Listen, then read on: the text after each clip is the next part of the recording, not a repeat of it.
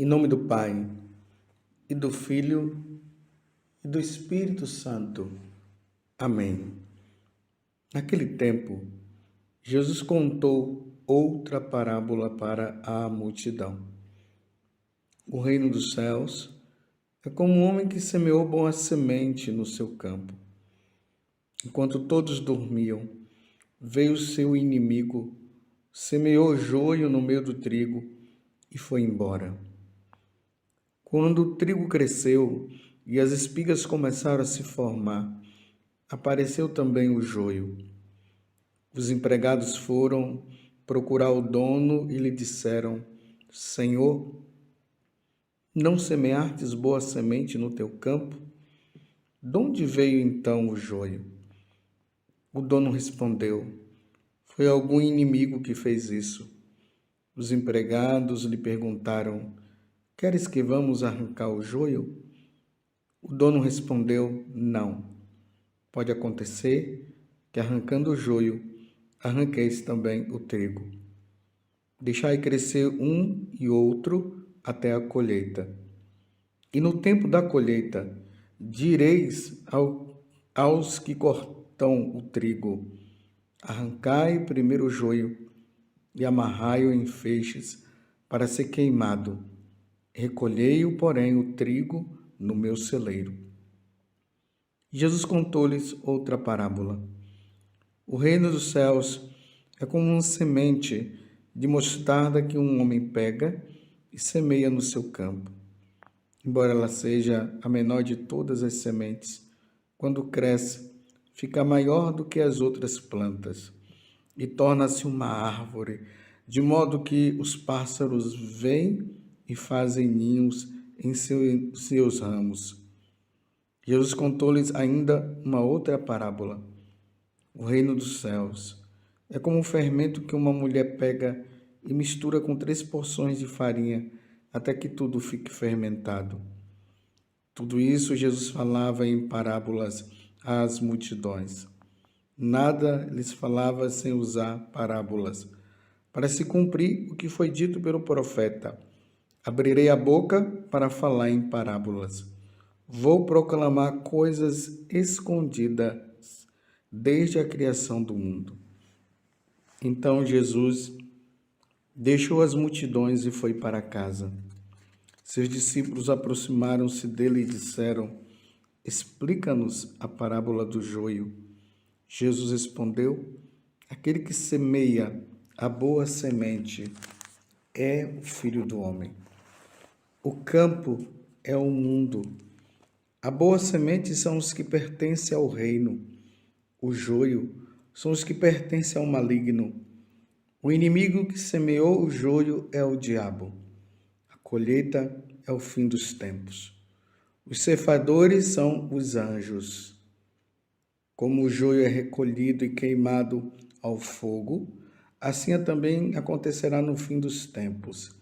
O Filho do Homem enviará os seus anjos e eles retirarão do seu reino todos os que fazem outros pecar e os que praticam o mal, e depois os lançarão na fornalha de fogo. Aí haverá choro e ranger de dentes. Então os justos brilharão como o sol no reino de seu Pai. Quem tem ouvidos, ouça. Palavra da salvação. Glória a vós, Senhor.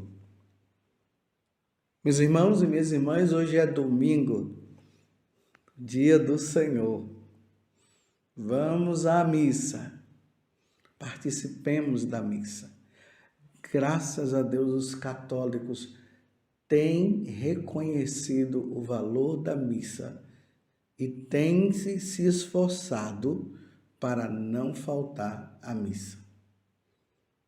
Ali no confessionário, nós víamos muitas pessoas que às vezes confessavam, pelo menos a experiência que eu costumo ter, que não iam à missa, iam de vez em quando. Mas agora as pessoas estão dizendo: eu tenho ido à missa. E têm se lamentado quando tem faltado. Espero que você esteja no grupo daqueles que têm sido fiéis à Santa Missa, ao sacrifício de nosso Senhor Jesus Cristo, atualizado, renovado na Santa Missa. Deus seja louvado. E no domingo nós nos reunimos em torno do altar do Senhor para celebrar o seu sacrifício. E ali ele nos alimenta com o pão da palavra e o pão da Eucaristia. Hoje o Senhor está nos alimentando com o pão da palavra. E no pão da palavra que ele nos alimenta, porque é palavra que salva. Por isso que nós sacerdotes, quando proclamamos a palavra de Deus, o Evangelho, nós dizemos no final, palavra da salvação, e toda a Assembleia responde, glória a vós, Senhor. Para dizer, é isso mesmo, esta é a palavra que nos salva. Muitas vezes a palavra que nos salva, ela pode vir de forma assim, muito forte, exigindo a nós uma verdadeira mudança de vida. Outras vezes, ela vem só confirmar a vida que nós estamos levando. É por aí, é por aqui mesmo. Graças a Deus estou sendo fiel. Quer de uma maneira, quer de outra, ela alimenta. Quer de uma maneira ou de outra, ela salva. Palavra da salvação. Glória a vós, Senhor. E neste domingo, que nós estamos entrando agora no 16º domingo do tempo comum, o tempo A. Nós temos o Evangelho de São Mateus, e o Evangelho de São Mateus hoje está falando sobre essa sequência de parábolas que nós acabamos de ouvir. Graças a Deus, são palavras profundas e elas são necessárias para a nossa vida.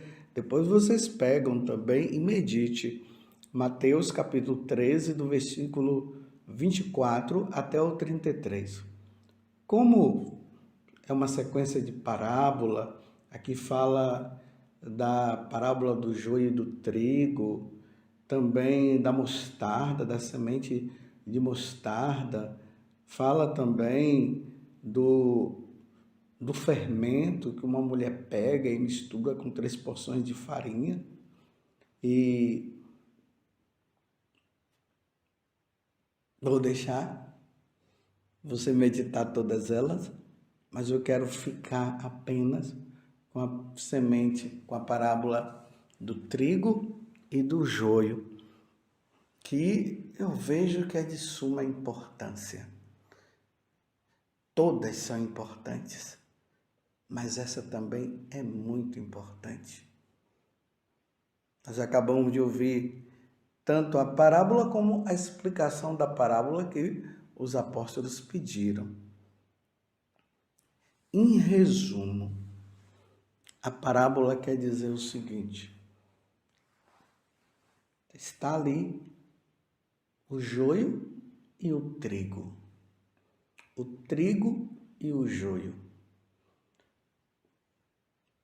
são semeados. Um quem semeia é Deus, o outro quem semeia é o diabo. E as duas sementes, quando elas brotam, quando elas crescem, elas são semelhantes. Elas não são iguais, elas são semelhantes. Quem não conhece o joio e o trigo, alguém pode enganar e dizer assim, olha, aquele dali é um trigo, mas na verdade é o joio. Ou talvez pode dizer assim, aquele dali é o joio, na verdade é o trigo, a pessoa não conhece, porque são semelhantes. Por isso que um é bom e o outro é mau. Um foi semeado por Deus, outro foi semeado pelo diabo. O diabo é mau. O diabo não é bom. O diabo veio para roubar, destruir e matar. Jesus veio para nos dar vida e vida em abundância. Então, tá ali. Os dois estão juntos. A pergunta é, vamos arrancar o joio, porque já que o joio não presta, vamos arrancar? Jesus disse, não vamos. Vamos deixar os dois crescerem. Olha, meus irmãos, que isso é misericórdia de Deus. Deus poderia tirar os maus, mas Ele está dando chance para que os maus se transformem em trigo. Ou seja, Ele está permitindo que os maus cristãos se tornem bons cristãos. E hoje na igreja é preciso perceber isso. É algo que sempre existiu na igreja, mas está ficando com mais evidência. Existem os bons católicos e existem os maus católicos. Há um problema aqui. O que pode acontecer é que os maus católicos poderiam levar os bons católicos a serem maus. Ou o contrário, os bons católicos levarem os maus católicos a serem bons. Deus está dando a chance para que os maus católicos se tornem bons e se salvem. Vocês viram que no final aqui, quando Jesus explica a parábola, ele deixa bem claro o seguinte. Lá no versículo 40, ali está praticamente o resumo de tudo, a explicação que dá o entendimento maior para nós sabermos quem são os maus e quem são os bons. Como o joio é recolhido, queimado ao fogo, assim também acontecerá no fim dos tempos. O Filho do Homem enviará os seus anjos e eles retirarão do seu reino todos os que fazem outros pecar e os que praticam o mal. Então, o joio é todos aqueles que levam o outro a pecar e praticam o mal. Esse é o joio. Compreendeu? E se nós olharmos hoje a realidade da igreja e a realidade do mundo, nós vemos tantas pessoas levando o outro a pecar. Meu Deus do céu, quando eu penso e vejo na igreja líderes religiosos levando os outros a pecar e dizendo que os tempos mudaram, que Deus já não é mais assim, não pensa mais assim, e que é possível fazer esse ou aquele tipo de pecado. É possível viver no adultério, o importante é ser feliz. É possível fazer corrupção. São corruptos e levam os outros à corrupção.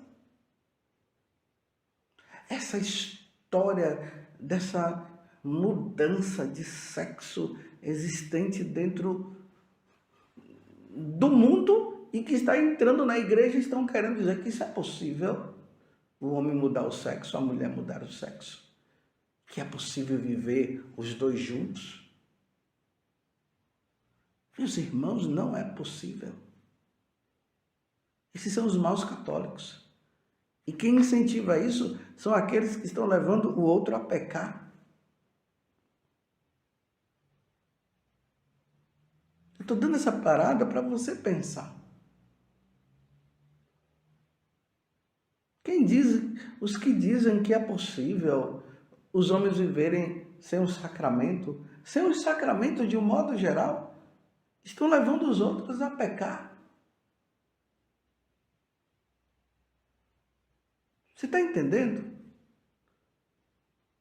As pessoas que com livros, pela internet, usando os Facebooks da vida, usando os Instagrams, o YouTube, o Google, incentivando as pessoas a pecar, a abandonar Deus, a não querer saber de Deus. Esse crescimento que está havendo, né, do satanismo, das falsas religiões. Eu estou falando para os católicos, para que os católicos tomem consciência. Quando nós vemos os católicos dizendo que é normal, cada um pode viver na sua própria religião, isso aí vai contra o que o Senhor ensinou, ide por todo mundo e pregai o evangelho. Então dizer que todas as religiões salvam, que todo mundo pode viver na sua religião e não tem problema porque depois todo mundo vai se salvar, isso é mentira e isso leva as pessoas ao pecado. Compreendeu? Isso é joio. A liturgia mal celebrada, invenções dentro da liturgia, missas que são celebradas na praia, dentro do mar, misturas dentro da missa, um secretismo religioso dentro da missa. Você vê o sacerdote lá e você não sabe se ele é um padre ou se ele é um líder religioso de uma outra religião.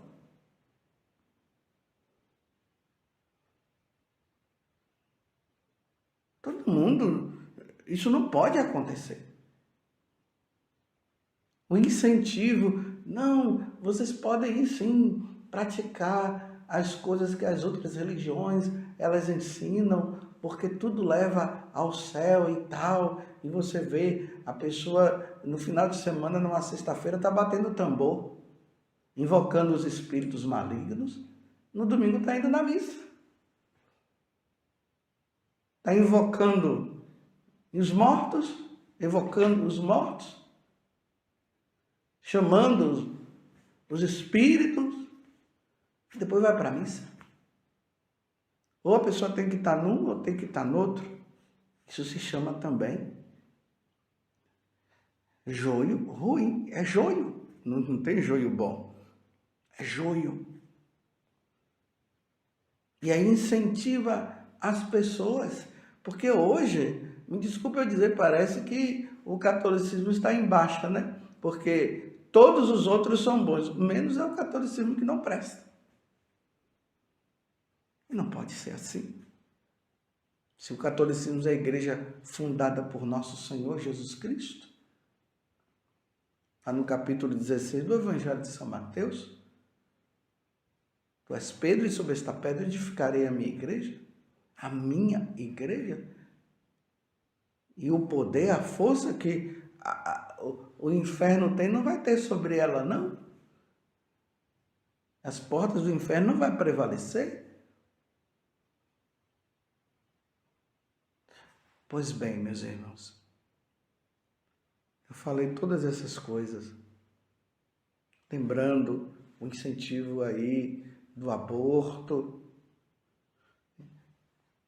católicos que usam o DIU.